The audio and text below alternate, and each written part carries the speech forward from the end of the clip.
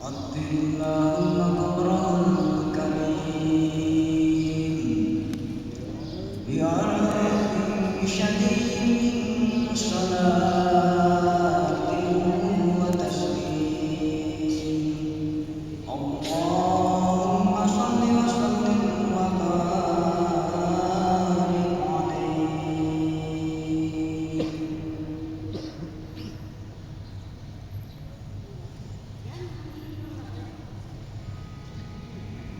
Maka dibawalah Muhammad oleh Halimah binti Abi Thalib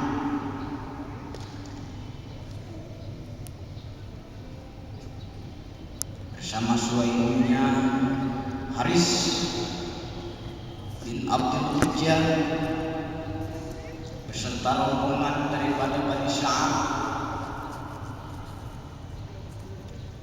ke perkampungan Bani Sa'ad.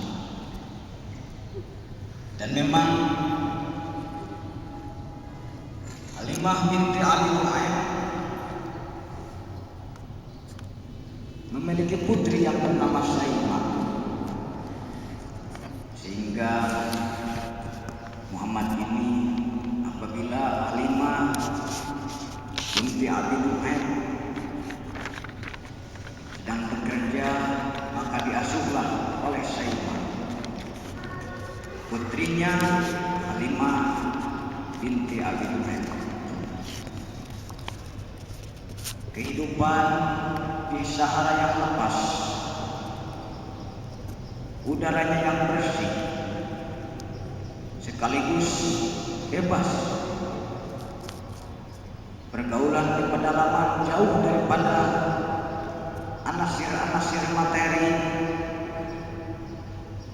kepentingan materi, dihirup udaranya yang tidak kena polusi, dan memang pertumbuhan Muhammad alaihi salatu wassalam bertumbuh subur, postur tubuhnya bagus, kulitnya bagus. Kehidupan Halimah dengan apa yang diharapkan oleh suaminya, ambillah anak yatim itu, semoga Allah memberikan keberkahan terhadap kita. Dan memang menurut Halimah As-Sa'diyah, dia mengatakan, semenjak saya mengurus anak yatim itu, bayi yatim itu, domba-domba saya gemuk-gemuk, sehingga saya dan keluarga saya tidak kekurangan susu. Banyak tetangga-tetangga yang menanyakan, resep apa? Sehingga makin hari keberkahan makin nampak, peternakan makin banyak, dan tidak kurang tetangga ada yang membeli susu domba-domba yang dipelihara oleh Halimah As-Sa'diyah. Kadang ada yang meminta daripada seperasan domba-domba yang diurus oleh Halimah As-Sa'diyah. Ma'asyiral muslimin wa jumratal mu'minin rahimakumullah. 2 tahun lamanya diasuh semenjak bayi Muhammad alaihi salatu wassalam di keluarga Bani Sa'ad di perkampungan daerah Thaif. Kalau nanti kita terus menelusuri sejarah, terus menghayati sejarah, nanti kabilah inilah yang terakhir dibebaskan dari kemusyrikan dengan yang kita kenal nanti ada perang Hawazin. melawan Malik bin Amr, pimpinan daripada Bani Hawazin. Saudara kaum muslimin wal muslimat rahimakumullah, tak terasa lamanya Halimah mengurus Muhammad alaihi salatu wasallam. 2 tahun sudah, dan tibalah saatnya untuk dikembalikan ke sang ibunda yang tercinta, yaitu Aminah binti Wahab. Dipersiapkan segala sesuatu untuk penghantaran, dikembalikannya kembali Muhammad kepada ibundanya.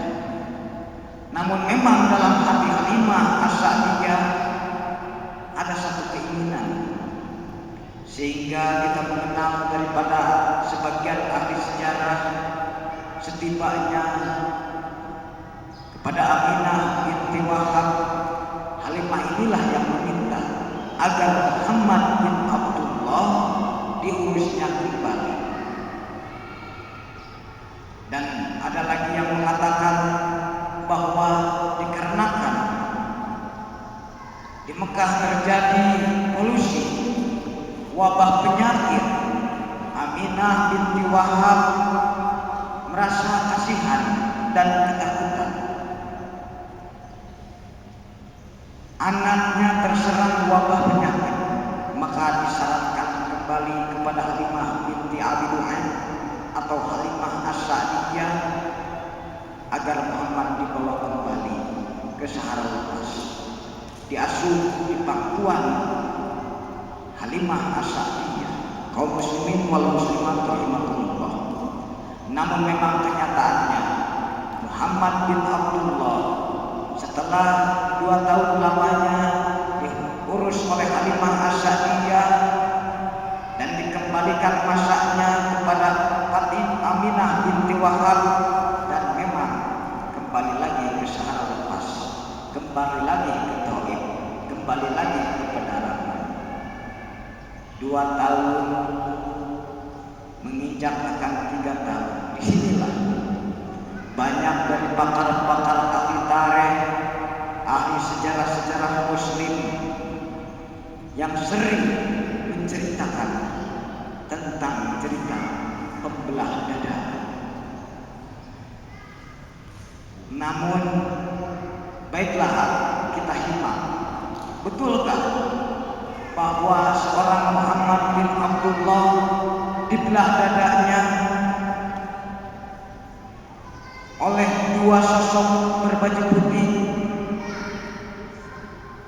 yang mana sosok tersebut tiada lain dan tiada bukan, menurut perkiraan mereka, adalah malaikat Jibril dan Mikail.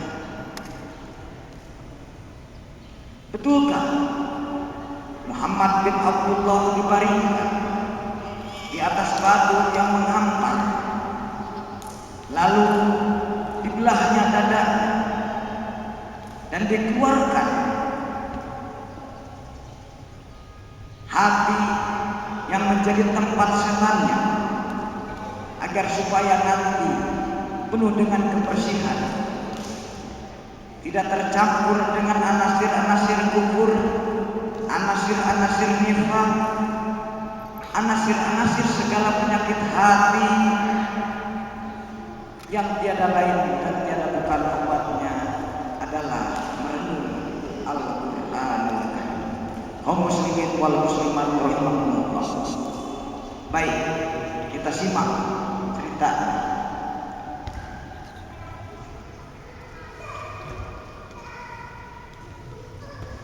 Namun ambil dulu kita prinsip daripada ahli sejarah yang tidak mempercayai adanya pembelahan dada. Kita ambil daripada pendapatnya Sirwiyah Mu'ir yang mengarang kitab The Life of Muhammad Prophets, atau kita terjemah yang menulis karya tulis buku dari kehidupan Muhammad. Dia mengatakan bahwa sesungguhnya orang-orang yang mengatakan bahwa terjadi pembelahan dada setelah Muhammad menginjak lebih 2 tahun di rumahnya, di belakang rumahnya Halimah As-Sa'diyah, ceritanya adalah dari teman sebayanya, yaitu 2 anak, Haris bin Abdul Uzza, yang mana pada saat itu Halimah beserta suaminya berada di dalam rumah. Muhammad sedang bermain-main di belakang rumah, ditemani oleh saudara sesusunya, yaitu anaknya Halimah binti Abi Du'ain, anaknya Haris bin Abdul Uzza. Lalu 2 anak tersebut lari terbirit-birit sambil berteriak-teriak, memanggil-manggil ibunya, memanggil-manggil bapaknya, memanggil-manggil Halimah As-Sa'diyah, memanggil-manggil Haris bin Abdul Uzza yang sedang berada di dalam rumah. Dan dengan tergesa-gesa Haris dan Halimah binti Abi Du'ain menjemputnya. Lalu ditanya anak tersebut, "Ada apa dengan nak?" "Saudara kami yang dari Quraisy ada yang mengambil 2 orang berbaju putih, lalu dibaringkan di atas batu, dibuka bajunya, dibelah dadanya." Dengan tergesa-gesa Haris bin Abdul Uzza, bapak angkatnya Muhammad bin Abdullah, dan Halimah As-Sa'diyah, ibu angkatnya Muhammad bin Abdullah, menengok Muhammad yang berada di belakang rumah. Dan memang anak tersebut kelihatan pucat pasi seperti bulan kesiangan. Lalu dihampirinya anak tersebut, "Ada apa?" "Nah, aku dibaringkan oleh 2 orang berbaju putih, lalu mereka membuka baju aku dan dibelahnya dadaku. Entah apa yang mereka cari."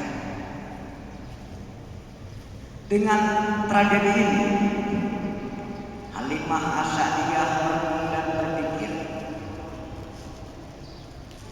gerangan apa? Tubuhnya sehat, postur tubuhnya pantas, tak berpenyakit, tidak rewel, tidak kekurangan vitamin. Tapi apakah ada sesuatu? Dan menurut orientalis yang jujur namun ada sedikit rasa benci dalam hatinya, mengatakan demikian. Halimah As-Sa'diyah memikirkan bahwa ini dengan gejala demikian, ini krisis yang terjadi pada bulan Safar. Kalau seandainya krisis ini dikarenakan tubuh Muhammad sehat, tubuh Muhammad bagus, postur tubuhnya bagus, tidak sampai berakibat terhadap pertumbuhannya. Dan Sri William Muir ini mengatakan inilah krisis urat saraf. Baik, saudara kaum muslimin wal muslimat rahimakumullah. Namun Imam At-Tabari mengatakan lain. Termasuk Imam Ibn Ishaq mengatakan lain. Ulama-ulama yang sehat mengatakan lain. Ini cerita dibawanya oleh dua orang anak kecil yang baru kira-kira menginjak usia 2 tahun lebih. Dan kita sebagai kaum muslimin wal muslimat, apabila sudah berusia dewasa, perlukah kita mempercayai berita yang dibawa oleh anak kecil dan menganggapnya berita yang sangat spektakuler, berita yang sangat hebat, berita yang sangat aduhai? Sedangkan hukum internasional mengatakan jangankan gambaran yang metafisika, gambaran yang fisik saja, apabila anak di bawah usia melakukan asusila atau perbuatan abnormal, perbuatan yang tidak sesuai dengan etika kemanusiaan, maka hukum batal, karena hukum tidak berlaku terhadap anak kecil. Dan kita pun sebagai kaum muslimin wal muslimat rahimakumullah, anggaplah ini berita anak kecil. Jangan terlalu dibesar-besarkan dan jangan terlalu dibesar-besarkan. Kaum muslimin wal muslimat rahimakumullah. Sebab apa? Lalu dibawa kembali Muhammad bin Abdullah ke pangkuan Aminah binti Wahab dengan cerita lain. Halimah mengatakan terhadap Aminah binti Wahab bahwa ada segerombolan para pendeta atau orang-orang Abisinia yang melihat Muhammad, lalu membawanya. Setelah itu mereka membuka baju Muhammad dan dilihatlah pundak Muhammad, punggung bagian belakang Muhammad, bagian tubuh Muhammad, punggungnya dilihat oleh para pendeta yang Abisinia itu. Dan dikatakanlah kepada Halimah binti Abi Dumaim, "Hei, wanita Arab, berikanlah anak ini terhadap kami. Anak ini akan menjadi orang besar. Kamu tidak akan tahu rahasia yang terkandung di balik anak ini. Serahkanlah kepada kami." Namun dengan terburu-buru, dengan tergesa-gesa, dengan sigap seorang wanita kasih sayang seorang ibu, direbut kembalilah Muhammad bin Abdullah oleh Halimah binti Abi Dumaim dari tangan mereka. Inilah, dengan maksud ini Halimah binti Abi Dumaim mengantarkan kembali ke pangkuan Aminah binti Wahab. Dikatakan bahwa ada sekelompok daripada orang-orang Abisinia yang Kristen menginginkan Muhammad dibawa oleh mereka. Saya takut nanti Muhammad diambil dengan secara rahasia. Namun Aminah binti Wahab, bawalah anak ini. Segala sesuatu telah ditentukan oleh Allah. Aminah ini seorang ibu yang hebat, bukan tidak memiliki perasaan, tapi perasaannya kuat. Lihat saja, dalam mengandung Muhammad bin Abdullah, begitu tekanan, keprihatinan, kesedihan melanda beliau di saat suaminya yang tersayang Abdullah bin Abdul Muthalib berangkat mencari nafkah ke arah Syria di musim panas bersama kabilah-kabilah Quraisy berdagang. Tapi pas pulangnya Aminah binti Wahab mendengar kematian Abdullah bin dalam usia kandungan tidak kurang 2 bulan. Dengan kekuatan hati, keteguhan hati, keyakinan diri, terus diurusnya Muhammad bin Abdullah sampai lahir. Inilah wanita begini, ibu yang begini, wanita yang tidak cengeng, telah melahirkan orang-orang yang superior, orang-orang yang hebat. Kita mendengar Syekh Nawawi Al-Bantani, pakar fikih dari tanah Jawa, pakar fikih daripada tanah Sunda, ibunya hebat.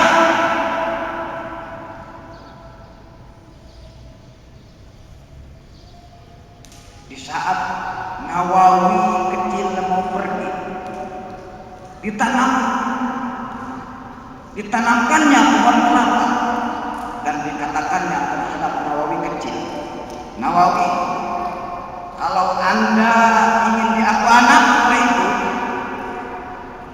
kamu jangan sekali-kali pulang ke rumah sebelum pohon kelapa ini berbuah.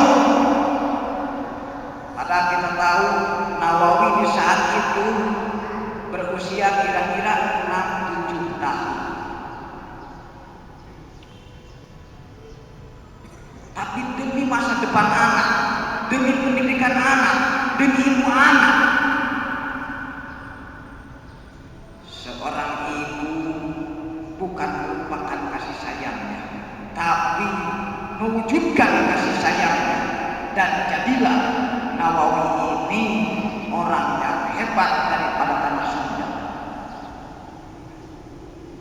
Sehingga di pesantren kita membaca kitabnya, kitab fikihnya, tata cara beribadah orang-orang Islam. Dan di saat pulang setelah 12 tahun, apa yang terjadi? Ibunya sudah meninggal, bapaknya sudah meninggal. Amir atau Amar, bapaknya Syekh Nawawi, sudah meninggal. Lalu pesan terakhir apa? Didapati dari seorang pamannya di daerah Tenara. Wasiat yang terakhir seorang ibunya diungkapkan oleh pamannya Nawawi. Nawawi dewasa kali ini.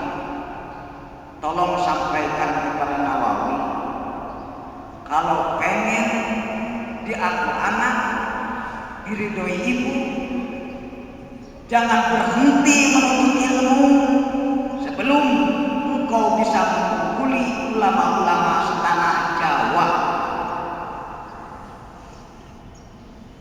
Inilah suri tauladan wanita Sunda yang telah melahirkan anaknya yang tercinta, putra bangsanya. Kaum muslimin wal muslimat rahimahumullah, Aminah binti Wahab pun begitu, tidak pernah takut apa segerombolan orang-orang Abyssinia, orang-orang Kristen yang ingin merawat dan mengikut Muhammad. Sudah jelas dalam perkataannya, ini anak ini akan menjadi orang besar. Tentu mereka punya pengharapan. Dan inilah akal sehat yang dimiliki oleh Aminah binti Wahab. Dilepaskan kembali Muhammad bin Abdullah, dikubur oleh Halimah As-Sa'diyah sampai menginjak 5 tahun di sana. Demikian dulu pengajian kisah Rasulullah dan Nabi kita Nabi Muhammad di masa kecil, diurus di Sahara Taif tidak kurang 5 tahun. Terima kasih atas segala perhatian. Mudah-mudahan apa yang telah menjadi keputusan bahwa tidak akan mungkin sempurna keimanan seorang muslim kalau tidak mengetahui sejarah sang pembawanya. Dan alhamdulillahirabbil alamin, kita sedikit demi sedikit sedikit untuk belajar mengetahui sang membawa risalah Islam tersebut. Dan mudah-mudahan setahap demi setahap, sekata demi sekata, kita bisa mencernanya. Dan pada dasarnya Allah Subhanahu wa Ta'ala bukakan hati kita menuju terhadap kesempurnaan Islam kita. Billahi taufiq wal hidayah. Wassalamualaikum warahmatullahi wabarakatuh. Ya